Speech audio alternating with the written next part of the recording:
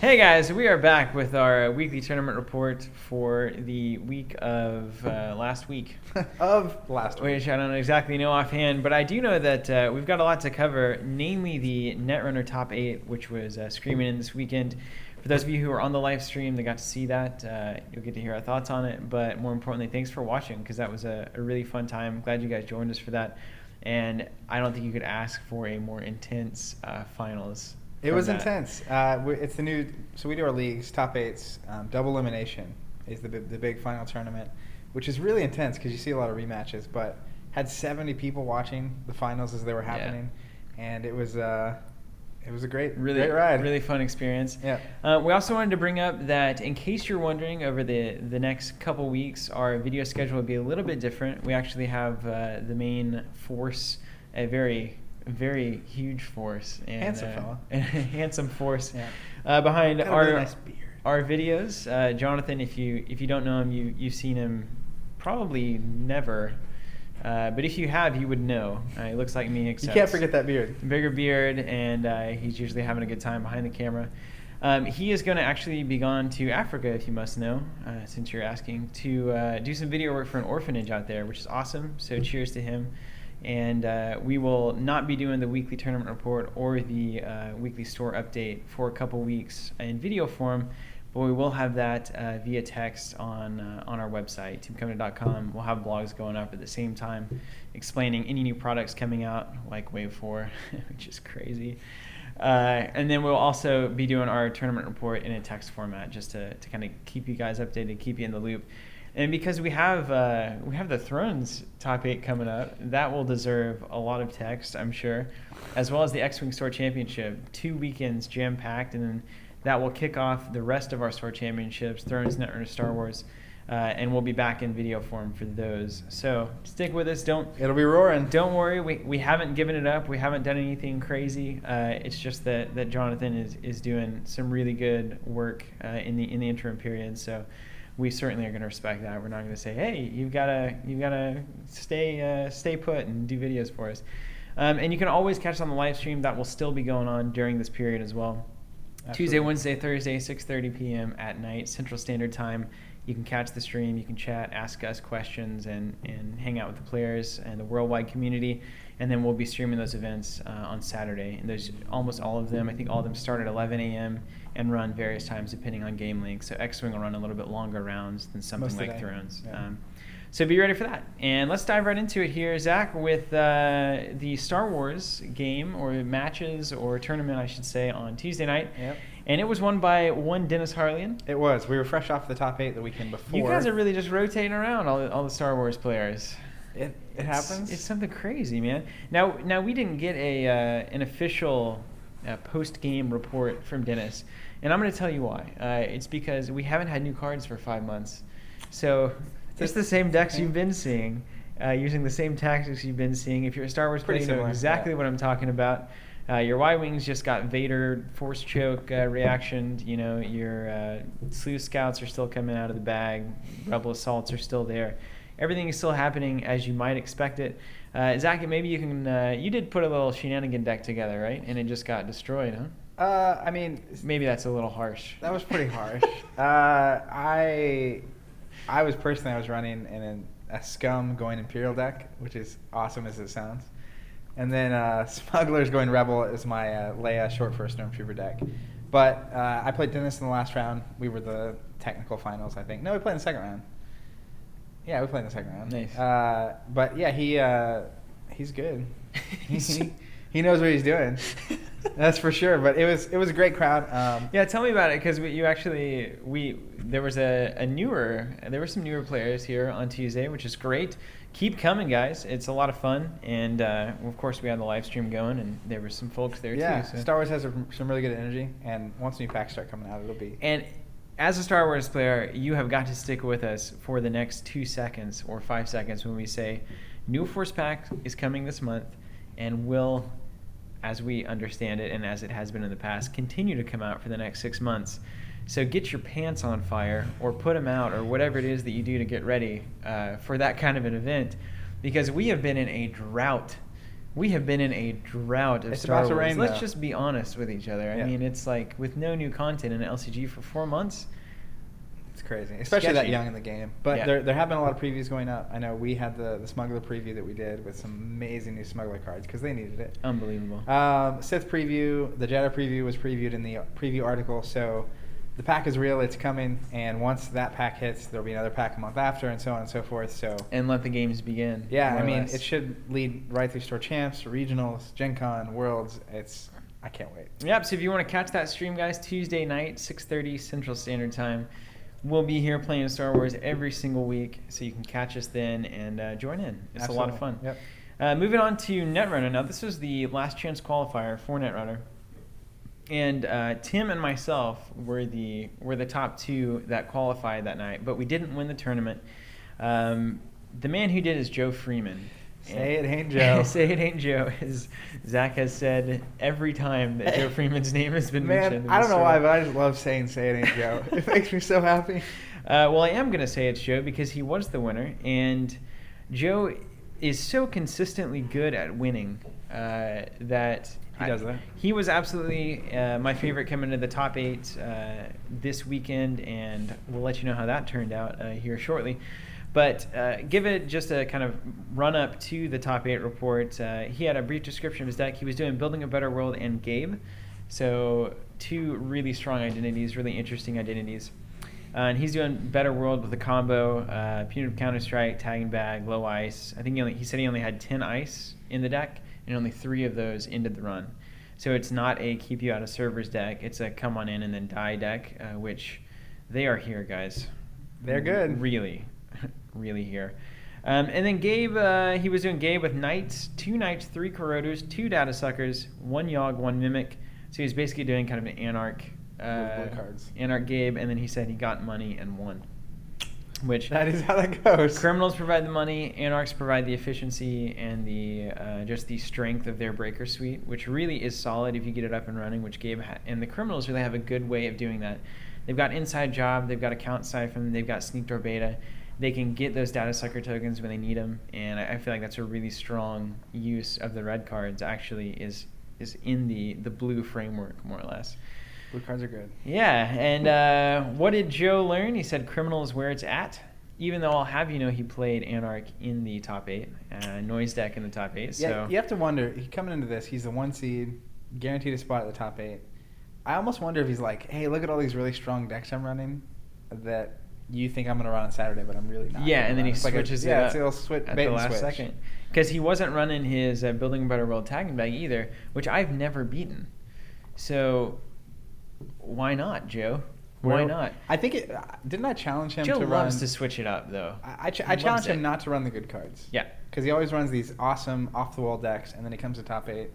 And I was saying, hey, run the off-the-wall and see if you can do it. And my bad. He did run the off the wall, I would say, and he did awfully good. And we'll get there here in a sec. He also said it's possible to have too much money, and money can't buy flatlines alone. Yeah, you just draw into all your money cards. Yeah. And you don't draw into the pieces to win the game. You don't run in the pieces to win the game, and that does happen. And money doesn't buy flat lines. I'm not crying for you, Wayland. I'm not sad. Finally, any shout-outs you'd like to give? He gives a shout-out to Kindle for talking shop, and Kindle's great about this. You'll see him at the store if you ever come in, and occasionally in a top 8, he'll sneak in. I don't think his schedule allows him to be a I think it's about to consistent change, player, but we'll see more of Kindle, and he is I would say he's one of the best players in the area who just doesn't get a chance to play as much as he would like. But this is a guy who has a great mind for the game. Him and Joe are old friends at this, and the two of them getting together, talking shop, building decks is bad for the rest of us because they are. It's bad for your win streak. Yeah, there are some really good minds for this game.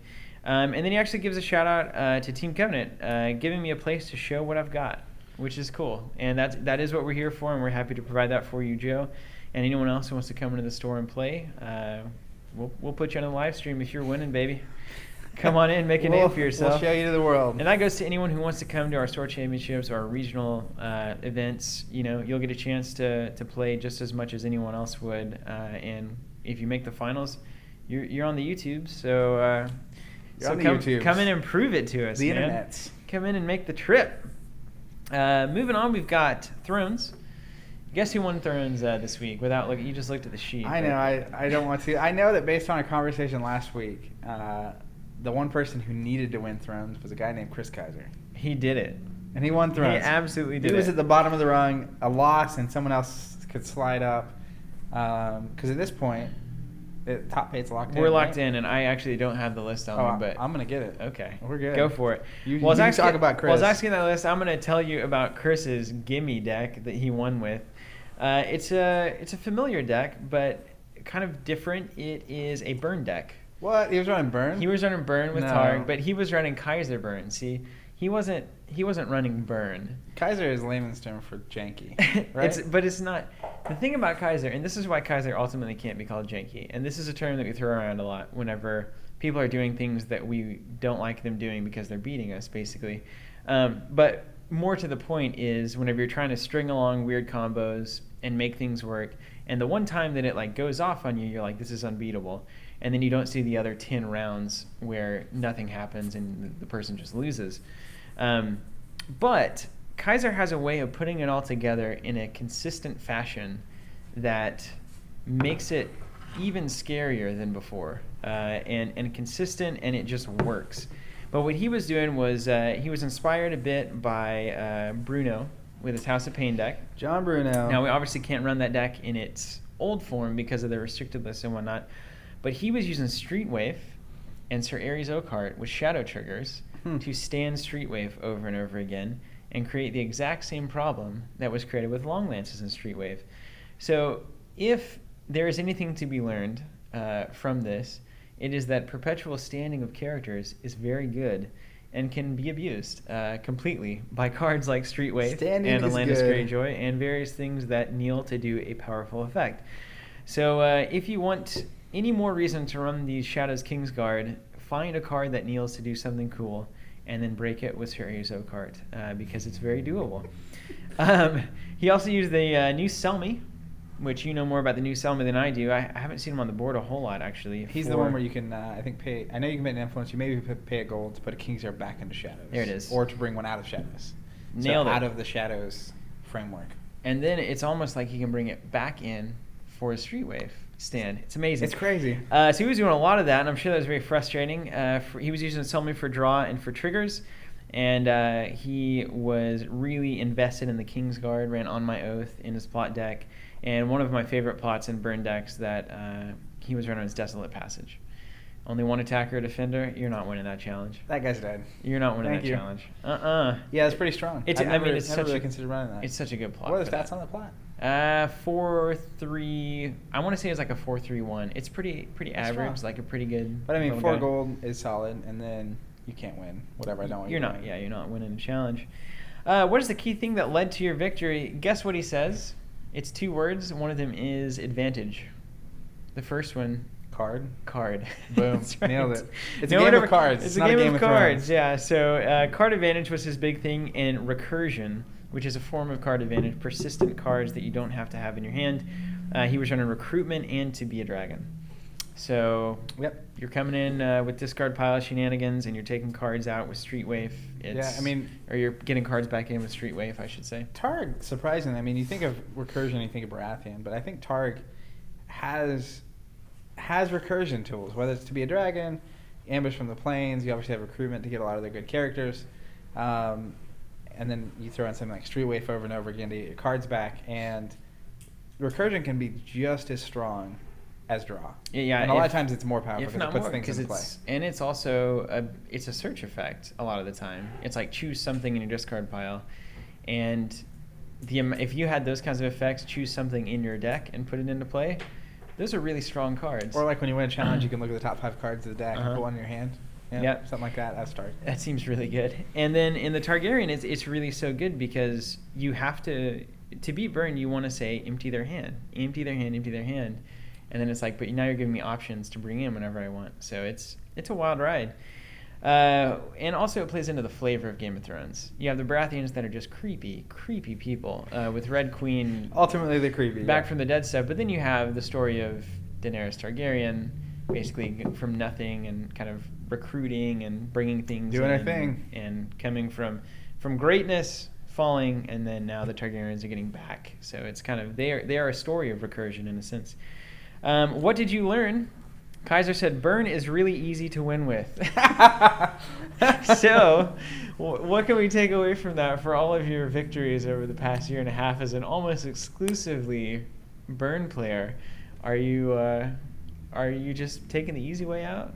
I mean, I think you say that, but at the same time, it is really easy to beat decks. He said it was challenging, but ultimately it was easy. You just had to know what decisions to make. Once you kind of learn the decisions, I think the important part is a lot of decks, especially when you get like a local weekly kind of vibe, tend to start revolving around key pieces. And one thing Burn does really well is remove whatever they want to remove. If you have a very important character that comes out, I will kill it. And when a deck can't handle that, it's really easy to win with Burn decks. So it depends on what you're playing against. I mean, when you go to like Worlds and stuff and you see some really top players, it doesn't affect them nearly as much. Yeah. Because they're not so reliant. They built very consistent, even decks that aren't reliant on a particular character or a card being out. And I mean, it has answers. It keeps the board clear. It's obviously good. Yeah, it's one of those things where a lot of people will say Jamie is my draw engine, or the Reader is my draw engine for like Greyjoy players, or even Laughing Storm Val is my draw engine. And when you commit to a very specific card or group of cards to do something that's critical for you to win, and it can just be removed immediately, not good for you. Goes down in flames, some would say. So shout-outs that Kaiser gave. Of course, he gives a shout-out to Jon Bruno, the grandfather of Game of Thrones. We decided that, right? Yeah. Isn't that fair? He is the force in the sky that is watching over us at all times from on high. And then finally also Street Waif, a card that really lost a lot of steam when it hit the list and is still just as good as ever. It's still really good. You know, cards that are still good after being restricted are cards that should be restricted. If it's restricted and it's still in your deck, there's a reason it is restricted. It's very good, yeah. That being said, update on the qualifiers for this weekend's top 8. So this is locked in as of Friday at midnight, basically. Friday of store close. These are the players that will make it. These are their seeds. Number 1 is Matt Phillips. Number 2 is Sean Crowd Clemens. favorite, yeah. Some would say he's a strong favorite. I think Sean Clemens is also a favorite. Yeah. They both win a lot of tournaments. Sean's a wild man, basically. He's a Stark purist, which I really appreciate. Matt deviates a little bit. He's almost a Baratheon purist these days. But Sean always brings a different deck, and he always does well. Well, last week was the first week he didn't win in 3 weeks. He won the 2 before that with different decks. So you can't ever really pin down what he's going to bring. When he brings it, he is going to bring the pain, though. Yeah. Anyway, so he's the 2 seed. Ken Norton is the 3 seed. Newest player, I think, on this list. Yeah, he is. And a consistently attending the tournaments. We've seen Ken go from just, as we all were in the beginning of Thrones, like just overwhelmed with the amount of craziness that is Game of Thrones, and having your hand wrecked from turn 1 and being choked out to 0 gold every turn, and learning and adapting, getting better, building new decks, building better decks, and now finds himself in the 3 seeds. So definitely I would call him an underdog story in the making. And I think I'll be rooting for Ken unless I'm in there. He's a 3 seed, so Yeah. I'm really curious to see how he ends up. 4 is actually Chris Kaiser. Jumped from 6 to 4. Wow. So instead of playing the 1 seed Matt Phillips or the 2 seed Sean Clemens, he now is going to be playing the 5 seed, Which is Benjamin Comstock. Wow, that's going to be a good game. Who is no slouch, but he hopped right up in front. And Ben is a grizzled veteran, and he doesn't make it to tournaments as often as he would like to, or that we would like him to. But he's still on the list, which is what's impressive. He is a grizzled veteran. He's been here forever. He was one of the original Thrones crew, and he's been through all of it. He's been through the great Martell days. He's been through the post-restricted list Martell days. That long summer, that Martell summer, man. God, that was back to that Martell Maestros were unbeatable. He used to be the player that you just couldn't beat because he won on turn 3. I think he had like a 10-week streak of tournaments where it's just like no one can even get close. Yeah, it's just Game of Savas. Haha, screw you. So yeah, he's a 5 seed. No shock there if he's on the list. If he wins, like I wouldn't be surprised. He won. We had a banner tournament several months back, and he won that. He just shows up out of nowhere. Yeah, and he's like, hey, you can't beat me again. Cool. And then rounding out the list at number 6 is Alex Kern. One of my favorite players. Absolutely. Alex, I think Alex is, of this list, honestly, I would almost peg Alex as the most consistent deck builder of the bunch.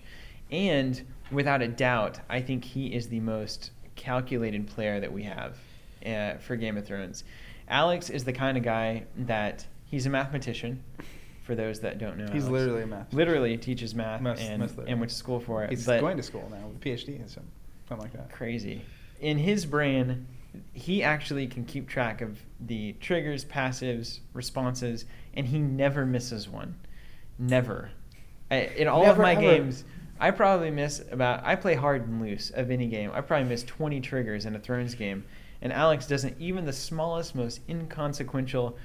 I want initiative, and I'm going to choose you to go first. So now you trigger which plots go, and it's very down the line, and playing with Alex makes you a way better player, and I have the opportunity and privilege to do that, and I've been doing it all year, and so he's made me better, and I feel like he's just such a wild card in this top 8 because he can come in and just take the thing right out from under you. It's important to note. So roughly a month ago, we had Valor Midwestus, which the guys from Missouri came, including Greg and Will and Daryl, and the Arkansas players came, and so it was a 24, 25 person tournament, and he won the tournament.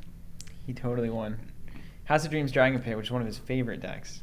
Because it's a math game. Yeah, it's totally a math game. It's burned to the max. You have 0 strength. He's fresh off. The last major tournament he played in, he won very strongly. So, he's a 6 seed, but I would not bet against him. No, you can't bet against any of these guys. I look at the top 6, and then so there's going to be 2 people that qualify this Thursday. Yep. Thursday at 6:30, we're streaming Thrones, and just missing that cut is Ben Ruggles and Josh Forbes, both really good players, and I'm very curious to see if they're going to be able to squeak in this week on Thursday. You've also got players like Jacob Kern, who got 17th at Worlds this year. Yep. Barely missed the cut at 5-1. Huge. And I wouldn't be shocked to see him qualifying. I'm going to be trying to qualify. I don't know about you. I'll do my best. We'll see if the schedule permits. We'll see who the 7 and 8 seed are that get the privilege of playing against Matt and Sean in the first round. Yeah. And if you want to catch that more or less throwdown, we'll have all of the relevant games that we can on camera on the live stream. So if 2 people who have already qualified are playing, we'll move them aside because you don't care about that. You want to see who's going to make who's fighting for their life. Who's fighting for it. Yeah. So we'll have that Thursday, 6:30 p.m. Central Standard Time, teamcounter.com/TV. And then, of course, Saturday. And then Saturday, we'll be doing the same thing starting at 11 a.m., top 8 for Game of Thrones. It's what you want to see what decks are happening, see what's working, see what's not working, and see what Tulsa's up to, really. You have a window into our meta, so come say hi. So come watch. And so let's get back to Netrunner, given the Thrones update, which is a solid little update, but we've got to talk about the top 8 tournament that happened this weekend. I will tell anybody, if we do have the final match, parentheses S there, matches recorded, and if you want to wait and watch those matches on YouTube to kind of be in the action and be excited and not really know who wins those, then please cease your tournament report right here because we are about to tell you who wins. Yep. So stop watching. Alert. Spoiler alert, we're going to tell you who wins the top 8. If you want to wait on that for YouTube, then do it now because we're going to tell you it was Chris O'Neill. The real deal. The Chris Real Deal O'Neill. That's it, man. Nailed it. I also call him Chris Oh My O'Neill on the stream. That's pretty solid. Here's the thing.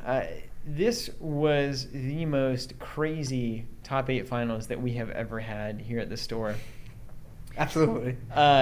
Chris comes up against an undefeated Ben Ruggles in the finals. Which means for Ben to lose, he has to lose 2 matches in a row. He has to lose 2 matches in a row, not just games. It's matches. The finals, so in the event of a draw in a match, you have to go to a game 3. You have to go to game 3. There is no higher seed in that instance. At max, you have the first match goes to a game 3. It's possible. Possible scenarios here. It's wildly. It's crazy. It shouldn't happen. But you have a finals. Let's say it's a draw. You go to game 3. Let's say the guy that came up from the loser bracket wins. So then you go to match 2. It's possible to then again go to a tie and go to a game 3. Crazy. Means a 6-game finals. I wouldn't believe it's possible. It's unlikely. But that is exactly what happened. That is what happened, and it was crazy. I could not I could not believe that it happened.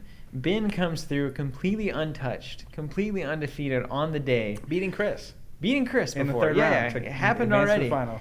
And Chris, one of the newest players of Netrunner at the store, he and his group from TU, from the university here in Tulsa, started coming in, 6 months, 7, 8? I'd probably say 4 to 6 months ago. Time flies, it's crazy. But he comes in, and this group of guys comes in, and they start out, and it's like, yeah, we're going to start with Netrunner, and just getting their feet under them. And then all of a sudden, you have Leland and Chris in the top 8, and then Chris sweeps the finals, comes in and just tells everyone what's up. So we had 2 matches go to 3 games, and he won the third game both times. Both times. So he is the undisputed winner, and it was remarkable. Crazy good decks. Both of those decks were poetry in motion. And by like the way. the pressure too on the game 2s in all those, where I know there was one game where I think Ben lost the first game. He was flatlined. He flatlined. He scored 5. But he had 5 points. Yeah. So it's like now Chris has to score 5 before Ben wins. No, Chris has to score 7. No, Chris won the first game. Oh, sorry. Yeah. So Chris has to score at least 5. That's crazy. To not lose. Scores 5, goes to a game 3, and then wins the game 3 twice. Nuts. Like it happened both times. He does it twice. Phenomenal. And okay, so let's get to the sheet. Let's see what our report from Chris. Brief description of his deck. That is Reina Roja on the runner side, and he was doing chess. He was doing Reina Roja chess with Knight as his Crypsis, Mr. Lee, which I'm happy did that. I did that as well. I think Mr. Lee is big right now. He posted a blog on our site on Team Covenant detailing his deck's full list, strategy behind it, and it was really interesting. Well, actually, we'll throw up a link to that for you guys.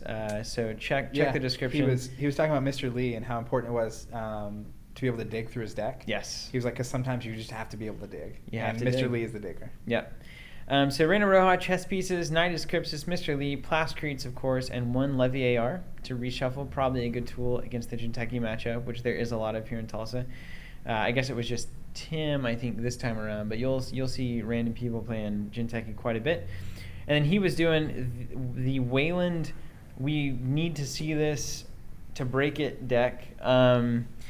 Basically tagging back with Power Shutdown, Accelerated Diagnostics, running the combo, also C-Source in 2 mid-seasons. I think it was only running like 10 ice. Yeah, it was light. I feel like it was light. Angry. Punitive Counter-Strike, and then he did win by scoring agendas occasionally, and that is what this deck can do. It's very interesting. I played against this deck a few times, not enough. I hadn't played against the combo enough to not just completely fail in my game against Chris. But the problem is, if you score an agenda that's down in a remote, you die. If you don't score agendas, you lose on points. So really, sometimes the best strategy against these decks is try to score as many points in the process of dying.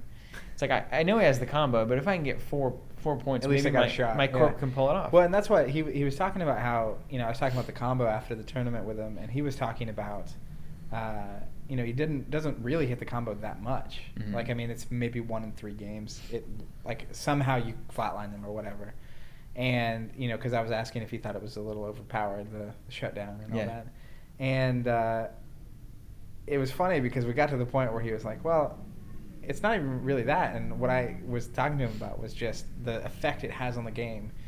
Because the one solution is I'm not going to run. I'm not going to run until I've got so much money that you can't kill me. The problem with that is that they just score points while you're waiting to run. Or they're Wayland. I mean, if you think for a second you can compete with Wayland on money, with hedge fund, restructure, beanstalk, etc., you're fooling yourself if you ever want to install anything of worth or value. I mean, it's tough. And then Mr. Jackson just cycles all those money cards back in. I mean, I've seen it so many times. You're getting extra credit for transactions. The corp right now can't really be out-moneyed. So as the runner, if that's your objective, you can sit back and get money and maybe stay even with them. But then you're just losing on points, like you said. And that's the problem. But continue. Let's see what he had to say. He said the key thing that led to victory on the corp side, killing period, murder period. Those are 2 very important concepts for his Netrunner deck. He said lots of money, good luck, and a decent spread of ice. So that is the Wayland victory keys there. And then on the runner side, he said Mr. Lee was a huge component of him winning on the runner side, and I think he was the most ready for his own deck of anyone probably at the tournament. That's hilarious. And I sometimes get into that pattern as well. I think you have to fear that deck. Yeah, you absolutely have to. I'm surprised Joe wasn't running it. I think he was expecting at least Joe, if no one else. And then Reyna in general, just the ability of Reyna with one link and extra res cost, it can get, you don't have to stack it, you don't have to do anything fancy with it. It's just credit advantage, and that can be a massive thing. What did he learn? He said run HQ more, and I can't stress this enough. Actually, my deck was built to do this, and that is how it won all of its games, was agendas out of HQ or demolition run on a hand. He also said don't res useless ice. Great lesson to learn. Yeah, there was one game I was watching, he rezzed an ice that like Ben could literally click through with recurring credits or something. Yeah. Or bad publicity and recurring credits, and it was like, oh, why did I spend the money on that ice? It was totally just useless. Yeah. And then my absolute favorite lesson from Chris, and I think this is the most relevant for all of us, is go for it. Don't be afraid to take brain damage. And I think that is a very good lesson. I can definitely mimic this. I can't speak for anyone else's experience. I can only speak from my own. In this particular tournament, especially, my corp early on was doing very poorly. I was scoring like 1 to 2 points and then losing. I saw that, yep. It was awful. But what that did was it put me in a runner mindset where it was like, I have to take so many more chances because I just need points. And I can't consider the fact that you might have 2 Scorched Earth in your hand. But by doing that, most of the time, they didn't have 2 Scorched Earth in hand, and I got points out of the game. So there is something to be said for knowing what the corp's capable of and planning for it, but also realizing they can't have all the pieces in their hand. And if you've ever tried to run a deck like this Wayland deck or like an NBN Tag and Bag or an NBN anything, those more combo-y style decks, there's so many games where you're sitting on pieces and the runner will not, you got 3 agendas in hand and nothing else, but they're so afraid to run that you can just sit there and draw cards until you get the pieces. So runner has to put pressure on. And shout-outs that you like to give. A huge shout-out goes out to Cameron and Leland for testing. Those are his playtest partners, and they're all great players and great dudes. Covenant, thanks, Chris, for hosting tournaments and providing a great environment to get better, which is awesome. I'm glad that we could do that for you. Certainly what we try to do. To his parents, because parents, why not? They were responsible for a very key aspect of Chris's existence. Less those parents, we'd have a different champion. I might be winning. And then Fantasy Flight Games for making an amazing game, and you can't say thank you enough for.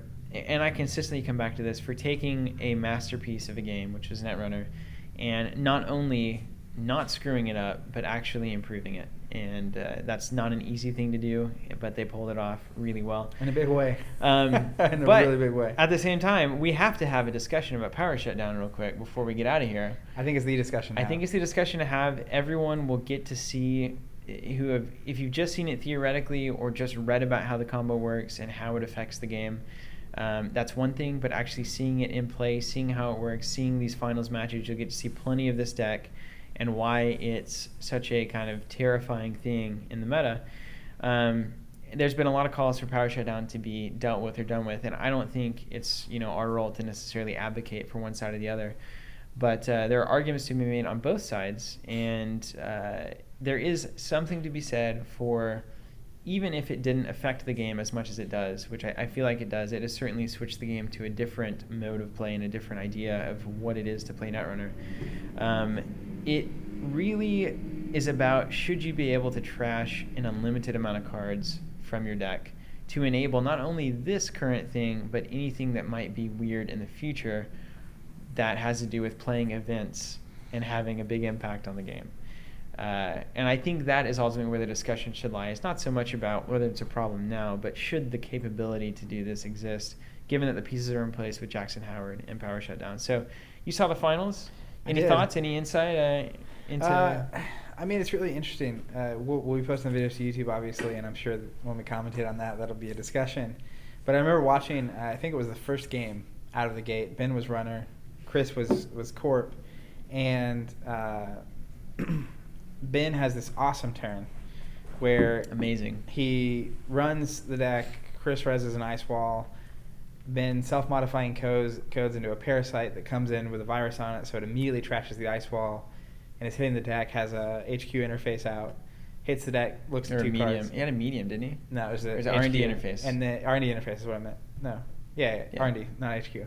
And then he also had Maker's Eye in his hand. Nice. So he scored one of those two cards, and then he Maker's Eyes to see 4 more cards. He scores 5 points. And Chris literally has an ice out in front of his hand. That's it. Mm-hmm. So, like, Chris, with only 10 ice in his deck, is in a bad way. 5-0. 5-0, 1 piece of ice out. And then Ben, gets money or something. I don't know. I think he pretty much just ran the whole turn. Yeah, so he ran. After seeing as many cards as he saw, he knew that there wasn't another agenda within his reach. And Chris's turn comes, pays 1, discards his deck, pays whatever, plays the 3 events, and wins the game. Yeah. And it's like... Yeah. What? Yeah, it's really interesting. It doesn't... It has a certain feel to it, and some people would say that it's just fine, and like that is just a part of Netrunner right now, which is totally solid, and I can make that argument as well. It's kind of exciting. It really does change. It changes the meta, and in a weird way, it actually shifts it towards Anarch a little bit, because the answer right now is Nerve Agent Demo Run. Just get rid of the Nerve cards. Agent, Demo Run, and Imp are the 3 cards that solve this problem.